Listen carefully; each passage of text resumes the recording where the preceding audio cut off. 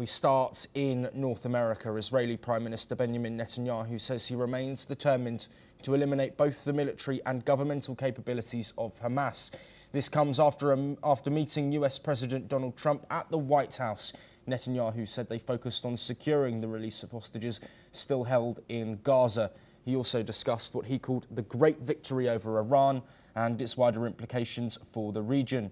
Netanyahu says Israel will continue pursuing its goals with strength and resolve. Well, joining us to discuss these comments that have come after 2 separate days of meetings between Benjamin Netanyahu and Donald Trump, Rabinder Sachdev, a foreign affairs expert, joining us from New Delhi. Rabinder, as always, thank you for joining us. A lot of the same rhetoric coming from Netanyahu and his camp after these meetings with Donald Trump. We know work towards a Gaza ceasefire is currently underway. Also talking about the work that was done with Iran's nuclear facilities and military infrastructure. What do you think Netanyahu's aims and goals were in these meetings with Trump and his top team?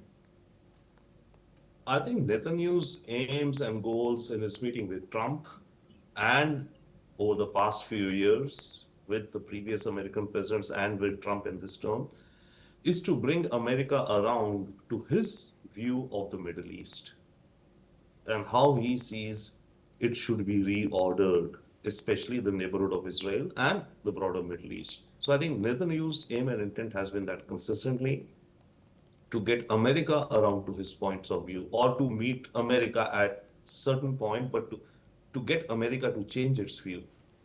And I think that's where the situation is now. It seems now that Trump and Netanyahu are in alignment with regards to the broader peace process. You see, the biggest hurdle in the process, perhaps, is the two-state solution, or the idea of that for the Palestinians, or independent homeland for the Palestinians.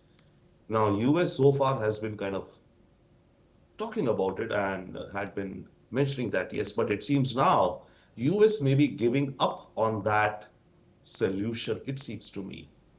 And rather, what the US and Israel together would be looking at is, clearing out Gaza to the extent they can. But the hurdle they will run into is, which of course they would be calculating also, is the Saudi response.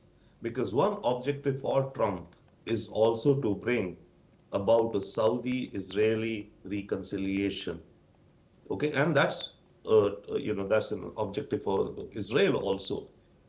But for Saudi to do that, it'll have to figure out a solution wherein it can, jettison its championship of the two-state proposal or the two-state idea for the Palestinians. I think that's where the crux would lie, but we'll see. But as of now, it seems that, yes, there is an alignment and we could see some developments with regards to at least the Gaza situation. Yes, Rabinder, very briefly before we move on as well. The US and Israel, of course, have an alliance. They have been supporting each other, the US heavily supporting Israel with rhetoric and discussion on the global stage over the Gaza war, but also in strikes on Israel. How important is it that the US do what they can to support a ceasefire and put pressure on Hamas to agree to a deal, but also pressure on Israel to potentially make concessions to end the war and the devastating circumstances for so many in Israel and in Gaza? No, you're so right, sir, on that. I mean, absolutely. I think it's extremely imperative. And what we are seeing in Gaza is a human tragedy of the kinds I don't think we could have imagined or seen in the last over 100 years. It's a landmass of 20 kilometers by 20 kilometers, a mere that, 2 million people in that, being bombarded day in and day out. No distinction being made anywhere. So what Israel is doing is absolutely, to my mind, a ruthless and a war crime. That's my personal opinion. But apart from that, yes, it is imperative on issues of morality, humaneness, for America to exert pressure on Israel. But it seems America is rather more going along with Israel. Yes, America is at least providing, some restraint or pushing for some restraint by Israel. But, there's a saying that, the tail wags the dog. So that's what kind of thing has been happening. And it is absolutely imperative that the killings stop. The killings stop. That should be the first thing.